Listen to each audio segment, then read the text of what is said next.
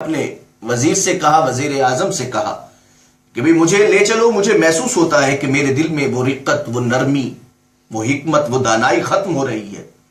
کسی ایسے اللہ کے بندے کے پاس لے چلو جو بے نیاز ہو. تو کہتے ہیں کہ وہ لے کے گئے آپ کو حضرت فضیل کے پاس. تو دروازے پہ دستک دی تو حضرت فضیل کو آواز دی کہ ہم ملنے آئے ہیں، یعنی میں وزیر اعظم ہوں اور یہ امیر المومنین آئے ہیں آپ کے دروازے پر ملنے کے لیے. تو آپ نے اندر سے فرمایا کہ مجھے تو کوئی حاجت نہیں ہے آپ سے ملنے کی، مجھے تو کوئی حاجت نہیں ہے، مجھے کوئی ضرورت نہیں ہے آپ سے ملنے کی.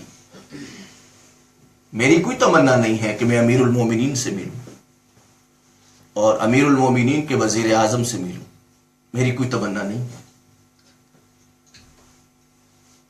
تو انہوں نے کہا کہ قرآن مجید کی آیت پاک ہے کہ اللہ اور اس کے رسول کی اطاعت کرو، اور جو صاحبان امر ہے تم میں سے، اولی الامر ہے، ان کی اطاعت کرو. تو آپ نے اندر سے جواب دیا، آپ نے فرمایا میں تو ابھی اللہ اور اس کے رسول کی اطاعت کو پورے کرنے کی کوشش کر رہا ہوں، اولی الامر کی اطاعت کی ابھی باری نہیں آئی. انہوں نے کہا کہ ہم درخواست کرتے ہیں آپ اجازت دیں. تو کہنے لگے کہ اگر آپ مانگتے ہیں اجازت تو میری طرف سے کوئی اجازت نہیں ہے، اور اگر آپ حکمن اندر آتے ہیں تو آ جائیے، چونکہ آپ حاکم وقت ہیں، آپ حکمن اندر آنا چاہتے ہیں اندر آ جائیے، لیکن میری طرف سے اگر آپ مجھ سے اجازت لیتے ہیں تو میری طرف سے کوئی اجازت نہیں ہے اندر آنے کی. اب حکمن وہ اندر داخل ہوئے، ہارون الرشید بھی اور برمکی بھی. تو حضرت فضیل بن عیاض کے بارے میں ہے کہ آپ نے دیا بجھا دیا.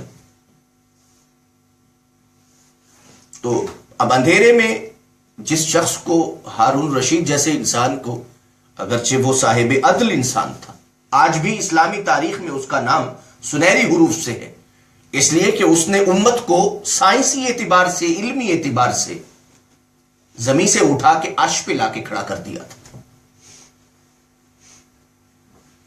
تو اندھیرا ہو گیا تو وہ قریب گیا تو حضرت فضیل بن عیاض سے اس کا ہاتھ ٹکرایا. تو حضرت فضیل بن عیاض نے ان کے ہاتھ کو پکڑا اور فرمایا کہ بہت نرم ہاتھ ہے،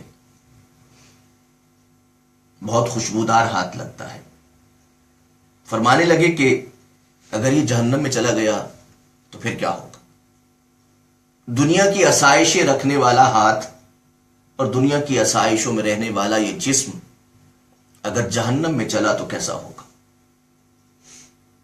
کہتے ہیں کہ ہارون رشید نے کہا کہ مجھے آپ کوئی نصیحت کیجئے کہ میں اس حوالے سے. تو آپ نے فرمایا کہ سب سے پہلی بات آپ کی ذات کے حوالے سے ہے. آپ نے فرمایا کہ آپ رسول اللہ کے چچا عباس کی نسل سے ہیں، عباسی خلفاء میں سے ہیں وہ، تو خلفاء عباسیہ میں سے ہیں. تو آپ نے فرمایا کہ تو عباسی خاندان سے ہو. تو میں تمہیں ایک بات کرتا ہوں جو رسول اللہ صلی اللہ علیہ وسلم نے اپنے چچا سے فرمائی تھی. جب چچا نے کہا کہ مجھے کسی جگہ کے حوالے سے حکومت دے دیجئے تاکہ میں اس کا مطلب گورنر بنوں، امیر بنوں اور اس کو ہینڈل کروں، اس کو مینج کروں، تو آپ نے فرمایا چچا میں آپ کو اس سے بھی بہتر چیز سونپتا ہوں، اس سے بھی بہتر چیز آپ کو نصیحت کرتا ہوں. آپ نے فرمایا کہ اپنی حکمرانی اگر کرنی ہے تو اپنے نفس پر حکمرانی کرو. یہ حکمرانی آپ کو قیامت کے دن شرمندہ نہیں ہونے دے گی، مگر وہ حکمرانی اللہ کی بارگاہ میں آپ کو شرمندہ کر کے رکھ دے گی. اور دوسرا آپ نے فرمایا کہ کائنات میں سب سے بہترین چیز اللہ کی اطاعت ہے، خدا کی بات کو مان لینا ہے، خدا کی بات کو جان لینا ہے. حضرت فضیل بن عیاض نے فرمایا کہ میں آپ کو یہ کہتا ہوں کہ پہلے اپنی ذات پہ حکمرانی کرو. پھر آپ نے فرمایا کہ امیر المومنین نے کہا کہ کوئی اور بھی بات کہیں، کوئی اور بھی نصیحت کریں.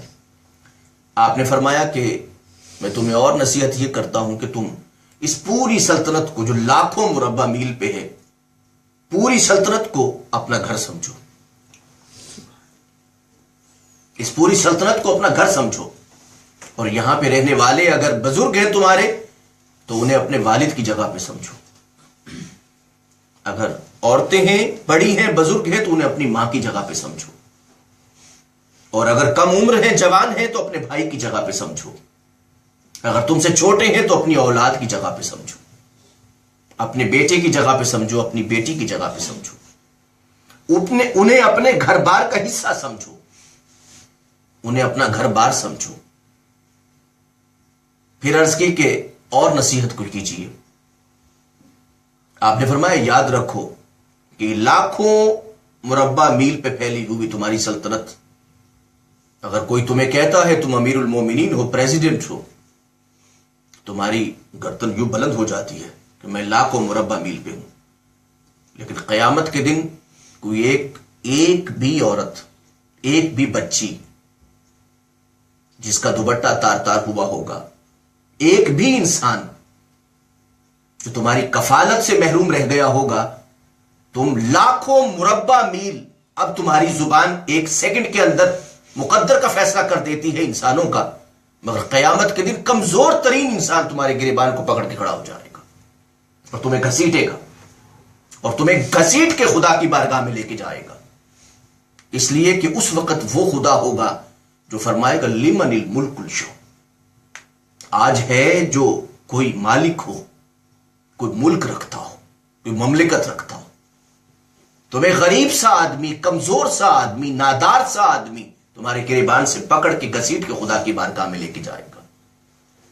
لیکن اگر تم حکمرانی صحیح کر کے جاتے ہو تو ایسے حکمران اللہ کے سائے کے اندر رہیں گے اور خدا عزت کے ساتھ انہیں اپنے ساتھ بٹھائے گا۔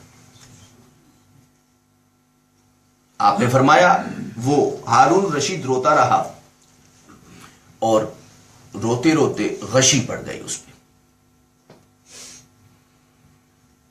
تو جو ساتھ آیا وہ وزیر اعظم تھا، اس نے کہا، برمکی، اس نے کہا کہ حضرت آپ نے کیا کر دیا، آپ نے تو امیر المومنین کو مار دیا بالکل۔ تو آپ نے فرمایا تم بالکل حامان کی طرح کہ جس نے فرعون کو برباد کر دیا تھا، تم نے اور تمہاری درباریوں نے اس انسان کو برباد کر دینا ہے، ورنہ یہ انسان بڑا قیمتی ہے۔